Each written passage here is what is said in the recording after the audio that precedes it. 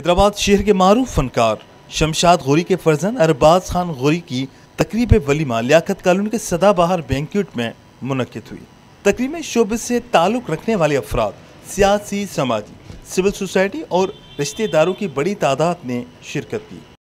تقریب ولیمہ میں دعا کے بعد مہمانوں کی خاطر تواضع کی گئی۔ تقریب ولیمہ میں دھوم نیوز 24/7 کے عمران شاہ لکھیاری اور عمر حیات نے بھی شرکت کی۔